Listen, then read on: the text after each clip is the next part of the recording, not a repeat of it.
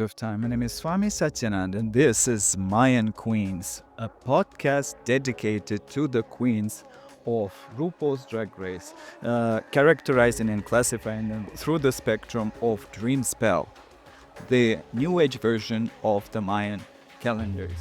And in this episode, we're gonna talk about episode 14 of season 17 of RuPaul's Drag Race and the past and the future of Suzy Toot and the 9 tapping toes of Suzy Toot.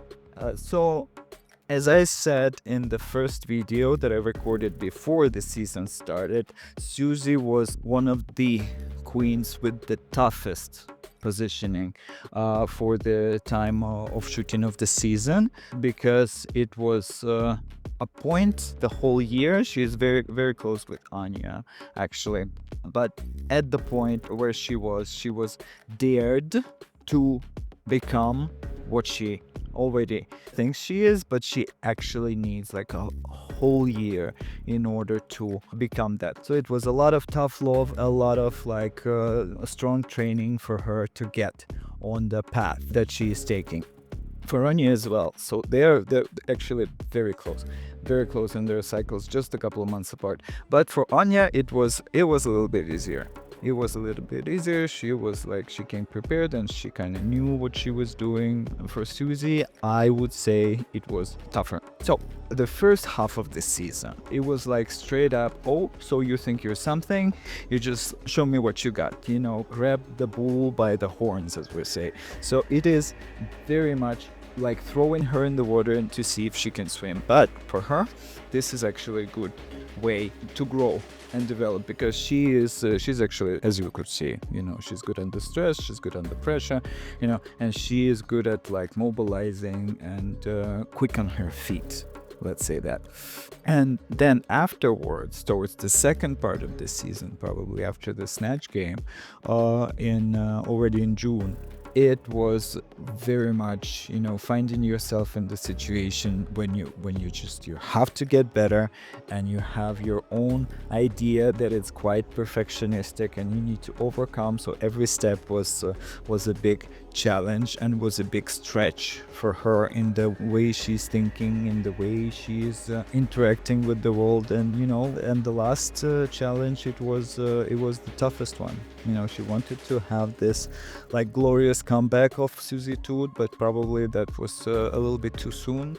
That would have been better for the top 4 challenge, but it is what it is. So I want to talk about the present time, about the situation, that what she was going through during her season was airing, and where she at right now and where she's going to. So I was already mentioning that this whole year, 2024, 2025, is her birthday is in April. So the one year that has just ended was the entry point. That was like the biggest transformational point for her in order to get some new image. So we are probably going to see her renewed really soon. This is the cool stuff about the like dropping all the queens in the period of shedding, because they're kind of getting out of their old skin in order to get renewed, in order to show themselves on a particularly new level. So just recently, the whole of March was for Suzy Toot, was the month when she was influencing her whole life, when she was going through the stage of deepest transformation in order to manifest her potential. So now in the April, she is just getting there. She is innocently demonstrating us who she is. And already in May, probably after the finals, after the season is gonna start, we might be able to see how it's going, because through the whole of the summer she's going through another stage of the shedding that already puts her on the path that she's gonna be going for the next 36 years. It's a long run, boy.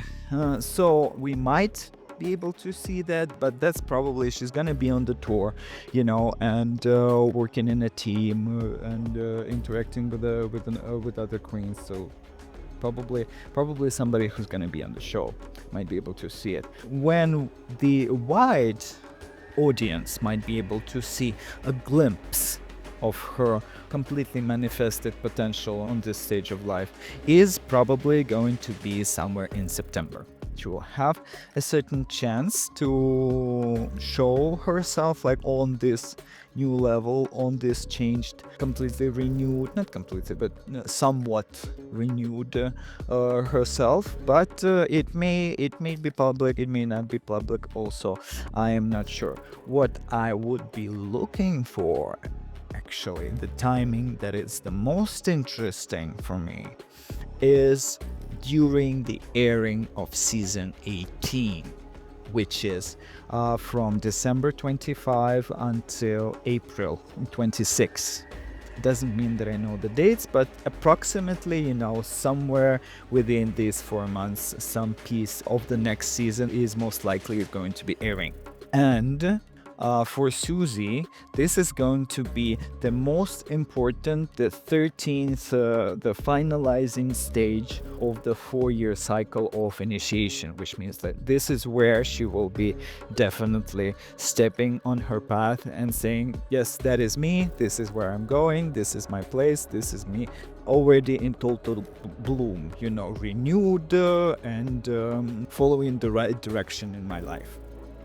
So somewhere about end of next winter, early next spring is the stage where Susie is actually probably, I don't know what she's gonna do, launch her own version of What You're Packing with the eliminated girls, or create a recap of some kind for the show.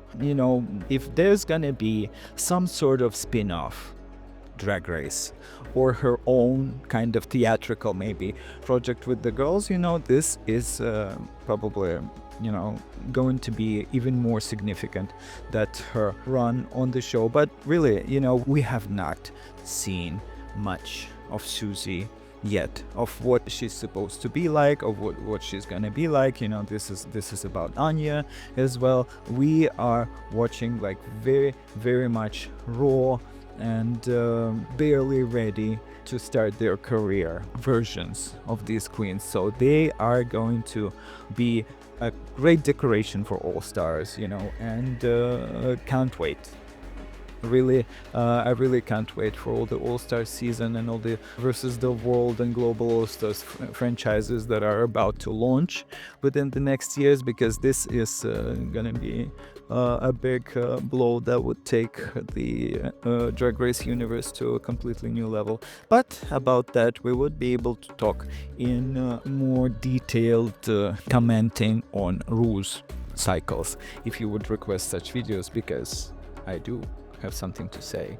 So before we will get to the speculation about the Lip Sync Assassin episode, I would like to announce that I do have a website that has a very interesting calculator where you can put in your birth date and read something about yourself or your friends, or also connect me directly to receive a reading. So what about the Lip Sync Assassin? I don't have extra human abilities. I don't have any psychic abilities, but something makes me think that top 4 queens that are going to go well in the Lip Sync Assassin SmackDown would be Crystal, definitely Lana.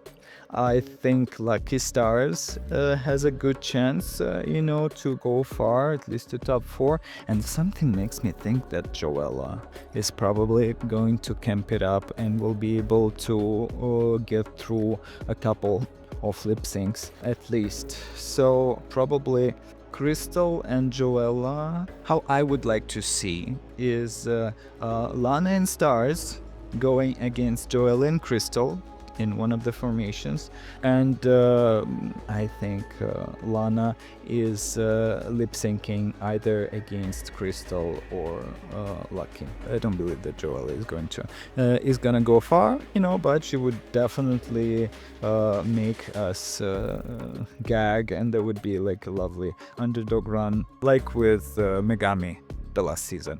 So Lana against Stars is my top two guess, and or probably Crystal. Crystal also has the chances, but I don't know. She's a bit rigid.